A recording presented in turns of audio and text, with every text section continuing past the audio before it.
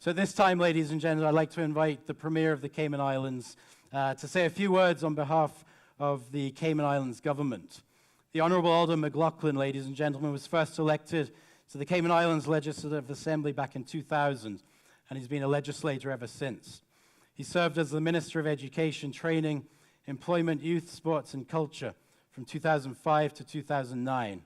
For his contribution to constitutional development in the Cayman Islands, Her Majesty Queen Elizabeth II awarded him the MBE in the Queen's Birthday Honours in 2010. In February 2011, he became the political leader of the Progressives, of which he's a founding member, and he was subsequently sworn in as the leader of the opposition of the Legislative Assembly of the Cayman Islands. He was named Premier of the Cayman Islands following the general election of May 2013, where his Progressives Party won the majority of seats. And he served as Minister for Home Affairs, Health and Culture from 2013 to 2017. He's the first Premier of the islands to serve consecutive terms in the Cayman Islands after he won re-election in May 2017. And he also serves currently as the Minister for Human Resources, Immigration and Community Affairs. Mr. McLaughlin is a lawyer of 25 years standing and is a former partner in a local Cayman Islands law firm. Ladies and gentlemen, please join me in welcoming to the podium the Premier of the Cayman Islands, the Honourable Alden McLaughlin.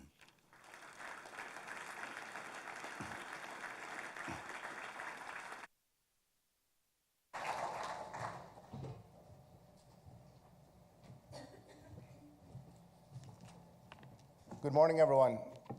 Thank you, Chris, for so ably establishing protocol. I won't try to do that. I somehow think that my speech might be a bit superfluous now, given Chris's promotion of the islands and how well he did that.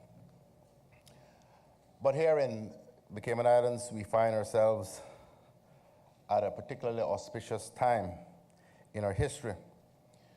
We are winding down a year-long celebration of the 60th anniversary of our coat of arms and winding up the commemoration of the 60th anniversary of our first written constitution. And those of you in this room may wonder what this has to do with today's conference. So before you conclude that I've picked up the wrong speech this morning, perhaps I should explain. Over the course of the next 2 days, I'm sure the words disruption and innovation will be mentioned many times. And when it comes to international business and financial services, disruption and innovation are two words that definitely apply when speaking of these islands. The 1950s and 60s were certainly a time of disruption and innovation the world over. Whether in music, social change, or politics, it was a very exciting time. These years saw the birth of an important symbol of our national identity, our coat of arms in 1958, coupled with our first constitution in 1959. This was swiftly followed with legislation like the Companies Law and the Banks and Trust Companies Law that provided the foundation for what today we call the financial services industry. In 1958, our women finally won the right to vote, and after lobbying for 10 long years, and in 1962, bucking the trend at the time, the Cayman Islands decided to remain a British Crown colony rather than seek independence as Jamaica and other former colonies did. These important events helped shape the direction of our three islands over the past 60 years. At the point when our constitution came into force, the population of these islands was a mere 8,500 souls. Our economy was based on seafaring, on international trade, notably thatch rope and turtle, and on small-scale agriculture. In the 6 years since, we have become not only a tourism mecca, but importantly, a premier international financial services center. And in the process, we have helped transform the way that legitimate global business is done. So disruption and innovation were a part of who we were in those early days and continue to be keys to our success. Today, we are a sophisticated jurisdiction both in terms of infrastructure and business. Yet you can still find areas of laid-back charm with a Caribbean feel as you move from the commercial and tourism centers. Forgive me for saying unashamedly, there is no place on earth quite like the Cayman Islands. In 60 years, Cayman's GDP has grown to over $4 billion US dollars. The island's population has grown to over 64,000, as citizens from more than 130 countries have been drawn to be part of our economic miracle. Taken together, those two data points put Cayman in the world's top 10 of nations ranked by per capita income. Our economic miracle may have had divine assistance, but it certainly does also have distinctly man-made origins. It has been achieved through far-sighted decision-making, entrepreneurial spirit, and government's willingness to innovate in support of business and economic activity. That success has been most keenly felt in Cayman's financial services industry, which accounts for about 56% of our GDP. For example, the number of registered funds in Cayman was up by 4.1% to nearly 12,000 last year, while 33 new insurance licenses were issued, bringing the number of licensed insurance companies to 730. Across the economy, in the first half of last year, new company and partnership registrations rose by about 11,500, or 39%, and listings on the stock exchange increased by 401 new listings, or 38%. Total listings on the stock exchange at the end of June last year was 1,464, whilst total incorporated companies at the end of September last year stood at over 106,000. We saw another record year in tourist arrivals with about 2.4 million visitors, combining cruise and stayover, up 11% over the previous year. And the development sector continues to do well, with some 722 projects approved last year at a value of over 500 million US dollars. This economic success brings benefits to international businesses based here as well as to Caymanians. GDP growth in the first half of last year was 3.7%. Unemployment, when the next set of economic statistics is released, will have fallen below the last reported figure of 3.4%. Government is delivering significant budget surpluses, which are being used for public service improvements, infrastructure investment, and to pay down debt. And all of this without any reliance on direct taxation. The picture I am able to paint this morning is therefore one of a vibrant and successful economy, a private sector that continues to flourish, and a responsible and responsive government, and an economy that has shown the capacity to survive disruption and to innovate and grow. That is the picture today, but what lies ahead? The International Monetary Fund's latest global economic outlook has downgraded its growth forecast from 3.7 to 3.5% for 2019, and points to a range of threats and uncertainties, from tariffs and trade barriers to Brexit. Here at home, our key financial services sector is facing specific challenges.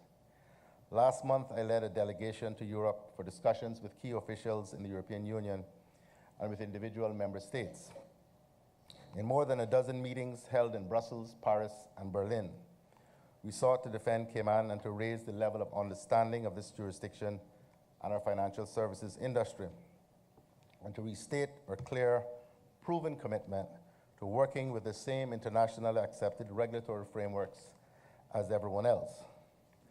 We demonstrated that commitment by explaining to officials the recent legislation that Cayman has passed in relation to the EU and OECD requirement that relevant entities doing business in the jurisdiction must have, quote unquote, economic substance in the jurisdiction. We, along with 20 other countries, are currently undergoing another review, at the end of which the EU will either give us their good housekeeping badge of approval or blacklist us for having what they regard as a harmful tax regime. We are confident that if the process is fair, we ought not to be on any EU blacklist. The approach we have taken to this legislation results from working closely with the financial services sector, as well as with the OECD and the European Commission. I would like to publicly thank our colleagues in Cayman Finance and individual businesses for their help and support in this endeavor.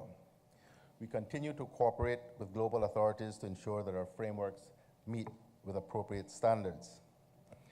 But sadly, it has become increasingly clear that for some countries, the issues are less to do with effective international regulation than with their own domestic politics and economies. By example, despite the ongoing EU compliance process, in December, the Netherlands government placed the Cayman Islands and 20 other jurisdictions on a blacklist of its own devising. The reason? Nothing to do with global standards. Simply put, the Netherlands takes the view that corporate tax rates in Cayman are too low. Well, I suppose at zero, it was unlikely anyone would think our tax rates were too high. The serious point is, though, that the Netherlands, and there are others, simply cannot understand how a country as small as we are can be such a success and have no direct taxation, relying instead on indirect taxes and fees to provide revenue to government. Imagine, if you might, a small, low-lying land of enterprising, traditionally seafaring people making their way in the world to become a center for international trade. They are confronted by an overbearing European power intent on pushing back against their freedoms and determined to impose high levels of taxation upon them. I'm not describing Cayman in the 21st century, believe it or not. Rather, that is the story of the Netherlands in the 16th century, as the people there revolted against their Spanish rulers. Given that the ensuing war lasted some 80 years and was crucial in shaping their nation, it is a wonder to me that the Dutch appear to have forgotten the lessons of their own history. But let me be absolutely clear. Cayman will comply with international standards and will maintain transparency and exchange information to allow local tax and law enforcement agencies in other jurisdictions to do their jobs effectively.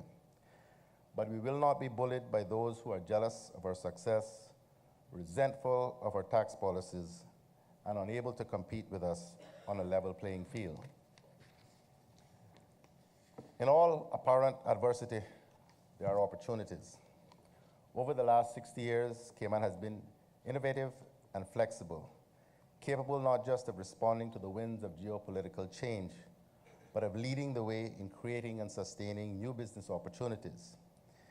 It is in that spirit that we look to the future. We will continue to support tourism as well as the financial services industry, particularly the sectors in which our jurisdiction is preeminent, such as hedge funds and captive insurance. Alongside that, we stand ready to support the development of new markets such as reinsurance and fintech. The technology space is crucial to the futures of us all, and it is no surprise to me, therefore, that the organizers have chosen to focus on that during this conference. Technology itself is, of course, neutral, but its future use will be both a disruptor and an enabler in economic and social terms. What we do know is that these technologies will have a huge impact, and here in the Cayman Islands, we are preparing for the new digital financial services revolution. The online magazine International Investment reported that Cayman-registered blockchain companies are amongst the fastest growing anywhere, with upwards of about US $5.5 billion raised from initial coin offerings. You see, the same formulae that make Cayman attractive for traditional financial services businesses also attract those in the fintech space.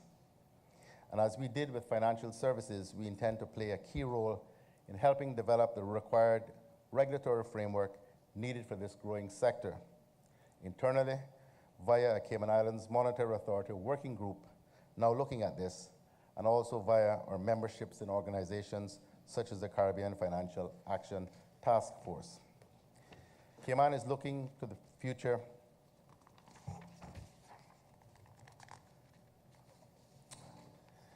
We in Cayman are determined to develop and exploit new markets. We are establishing a new ministry with responsibility for international trade and investment, and this year we will establish an Asia office based in Hong Kong with a similar role to our existing London office. And we anticipate opening an office in Washington, D.C. towards the end of 2020. We believe these steps will help us to advance our international reputation while making us easier to do business with and attract more inward investment. Cayman is a successful and attractive jurisdiction. I am confident in the future of our economy and in the role that financial services will continue to play. The government I lead will continue to speak for the industry internationally.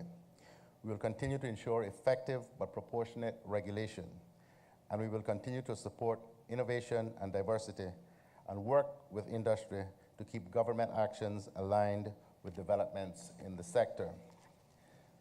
Cayman is looking to the future in a realistic way that recognizes challenges, but also sees huge potential and opportunities.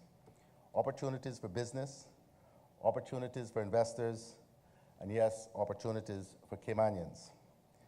So whether you're invested in Cayman or visiting this conference to find out more, you can see the evidence of our past and current success, and you can be assured that this government is doing all it can to create and sustain Cayman's future. I hope that you will want to be a part of that future with us. I thank you for your attention.